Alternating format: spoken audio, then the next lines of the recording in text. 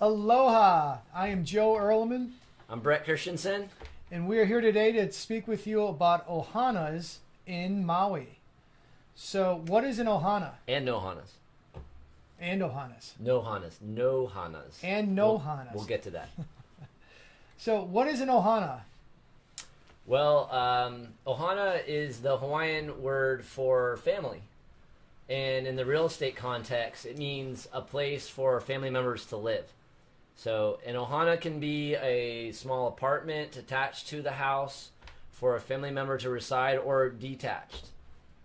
So, an accessory dwelling unit, or AUD, is something that as Ohana is referred to in a technical sense.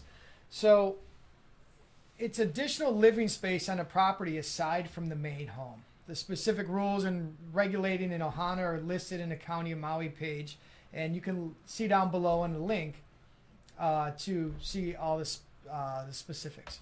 What do you guys call Ohanas in Chicago? Coach houses. Yeah. Yeah. And that was a new one. Coach houses, cottages. What else? I know in different parts of the country, what were they calling them in Kaanapali Golf Estates? Oh, they called it a casita. Casita. But that was going to be pretty small. I think that's why they... Yeah. I think that was just the builder. So there's a lot of different terms for them. So there comes to another part too, is like a no-hana. So it's Ohana with the letter N in front of it. And a no-hana is a creative way of describing a living space that's similar to an Ohana without the proper permitting, hence the no-hana. And in some cases, a property may not be large enough to qualify with the County of Maui for the permits to be an actual legal second dwelling. So a no-hana is something that you really want to be careful for, about. If you see it, you should be able to identify it and recognize in the county records if it's actually a permitted living space or not. And we do see these quite a bit. It's for someone that's home shopping, you're probably, if you're looking at a lot of houses, you're going to see quite a few of these. And people often ask, even I think it was just yesterday, we had a buyer asking, like, what does this mean for me if I'm seriously considering buying a house that has a no hana? And I don't know if we want to cover that now. Maybe we'll do a different video on it, but we can look at what are the best case scenarios and worst case scenarios, because we see all of that. But rule of thumb, though, is if you're depending on the rental revenue from that no-hana to finance your purchase, you're taking a huge risk, because if the county does come to you and say you have to stop renting that unit, you have to do it or you'll get fined, and now you're losing that rental income. So that's a real fine line to play with it when it comes to no-hanas. Well, they'll actually want to see you rip everything out. That's not permitted. They'll Even come back better. and check, and so that's a whole nother video. We'll just cover what are these, what do these words mean. This is more just like a vocabulary thing. But what would they have you demo? A kitchen, say?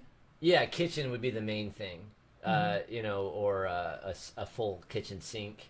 Maybe let's say it was a permitted bar sink, then and you had a full kitchen sink, they'd have you switch that out.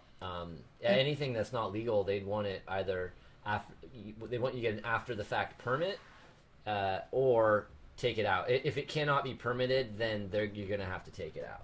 And how do you know? What's the best way to find out if it is a permitted Ohana or a no-hana? Well, your agent can obviously help you with that. If you have made a commitment with an agent, they're going to be your first line of information. But of course, most counties actually offer public information about what has been permitted on the property, and as far as what you can do, you can read into all the public records on what, if you look at the zoning and the size and all that kind of stuff. It can be a bit of a rabbit hole. But yeah, there's on Maui County, how long do we want this video to be? Yeah. Well, let's get to, like, how many square feet can an Ohana be? That's what a lot of people ask. And that depends on the size of the lot. So an Ohana could be anywhere from the smallest of 500 square feet to, right now, I believe the biggest is 1,000 square feet of living space under roof. Now, people make these feel much larger with decks and other covered lanai type areas that really make it feel like a full home. So for home buyers, it's important that you understand that you just can't count on a no hana as a source of income. Also, that it could be a source of headaches. So, you know, as long as you understand that, and usually that's disclosed to you when you're buying a home, you know, then you can move forward with make the best decision. Mm-hmm. So, you know, like Joe was talking about, how big can an ohana be? Maybe there hasn't been an ohana built, but the property you're looking at is zoned to have one. Then the size really depends on the size of the lot that will define, and the zoning of the lot. Mm-hmm. And then of course you got to double check with the county to see, just because it says one place you can, there might be another rule that says you can't. Mm-hmm.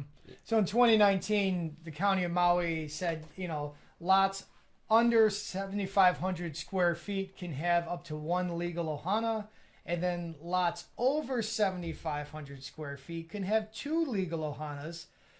If they have the right zoning. It's not all properties. Like it does not apply to agriculture lots. There's just certain lots that does apply to. Yeah. So this allowed a lot of residents to permit existing units or allow them to make the necessary upgrades to spare spaces in their home to create an extra source of income and offset their mortgage payments. You know, this likely will increase the value of your home too, to have a legal ohana on it. So yeah. So please let us know if you have any questions about ohanas on Maui. We'd be happy to help. Joe and I work as a team, so please feel free to reach out to either one of us. We'd be happy to help you. And I think that's all we got for you today. We'll try to get you another video about what happens when that no hana gets turned into the county. Ooh, not a fun one. They're gonna call someone calls an RFS on you, request for service. Then you get a knock on the door from the county, and they want to see what's going on. Yeah. But we've got some good info on that, but not today. Appreciate your time. Hope you enjoyed. Aloha. Aloha. How long was that? 7-something minutes. That's cool. Good.